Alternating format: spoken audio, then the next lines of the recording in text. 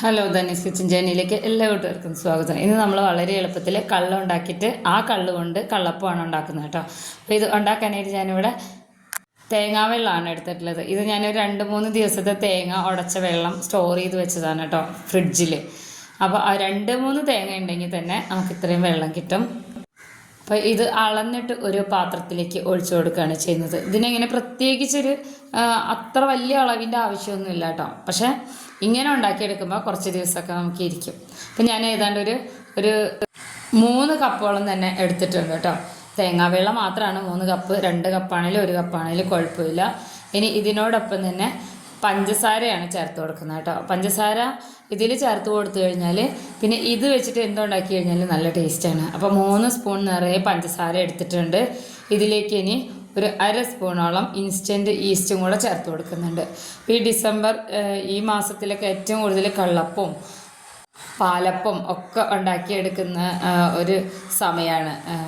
അപ്പോൾ ഈ കള്ളപ്പം ഇപ്പോൾ വളരെ ചുരുക്കം ആളുകളൊക്കെ ഉണ്ടാക്കുന്നുള്ളൂ. കാരണം കള്ള് നമുക്ക് നല്ല കള്ളൊന്നും ഇപ്പം കിട്ടാനില്ലാത്തതുകൊണ്ട്.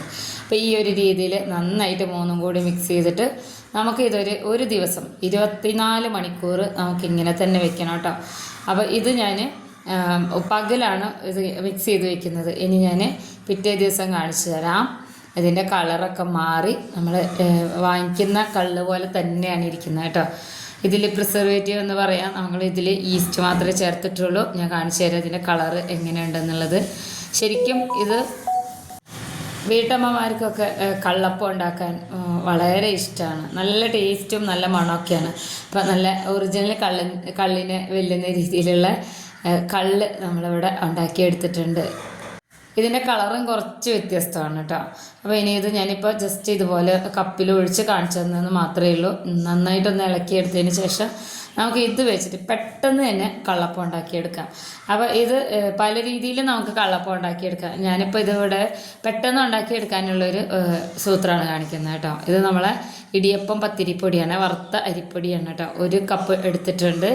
ഇതിലേക്ക് നമ്മൾ തലേ ദിവസം ഉണ്ടാക്കിയെടുത്തിട്ടുള്ള ഈ കള്ളുണ്ടല്ലോ, കള്ള് ഒഴിച്ചു കൊടുക്കുകയാണ് ചെയ്യുന്നത്. നല്ല സോഫ്റ്റായിട്ട് കള്ളപ്പം നമുക്ക് ഉണ്ടാക്കിയിടാം. അതും ഇൻസ്റ്റൻ്റായിട്ട്, അധികം സമയമൊന്നും വേണ്ട. ഞാനിവിടെ ഏതാണ്ട് ഒരു 2-2.5 കപ്പോളം ഒഴിച്ചിട്ടുണ്ട്. നമ്മൾ ഈ അരിപ്പൊടിക്ക് എത്ര കള്ള് വേണോ അതിൻ്റെ പകുതി ഒഴിച്ചു കൊടുത്തിട്ട് പിന്നെയും വെള്ളം വേണമെന്നാണെങ്കിൽ നമുക്ക് സാധാരണ വെള്ളം ഒഴിച്ചു കൊടുക്കാം കേട്ടോ. കള്ളിനെന്ന് വെച്ച് കഴിഞ്ഞാൽ നല്ല പൊളിപ്പം ഉണ്ടാവും. പിന്നെ പെട്ടെന്ന് തന്നെ ഈസ്റ്റ് ചേർത്തുകൊണ്ട് ഇതിങ്ങനെ ബബിളൊക്കെ വരും.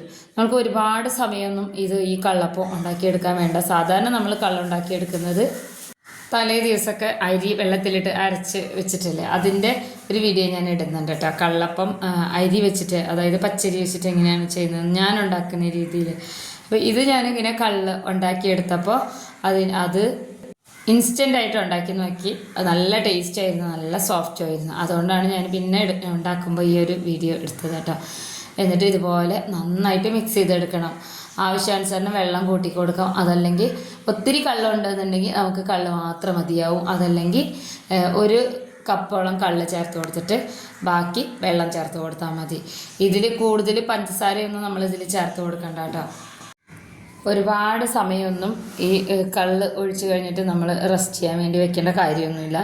അരിപ്പൊടി ആയതുകൊണ്ട് തന്നെ നന്നായിട്ട് മിക്സ് ചെയ്തെടുക്കണം. ഒട്ടും തന്നെ കട്ട കെട്ടാതെ വേണം ഈ ഒരു പരുവത്തിൽ നനച്ചെടുക്കാൻ വേണ്ടിയിട്ട് കേട്ടോ. അപ്പോൾ ഇത് ഒരു 1/2 മണിക്കൂർ ഒന്ന് കുതിർത്താൻ വേണ്ടി വെക്കണം, ഒന്ന് പൊങ്ങാൻ വേണ്ടിയിട്ടാണ് കേട്ടോ. അപ്പം ഞാനിവിടെ 1/2 മണിക്കൂർ വെച്ചിട്ടുണ്ട്.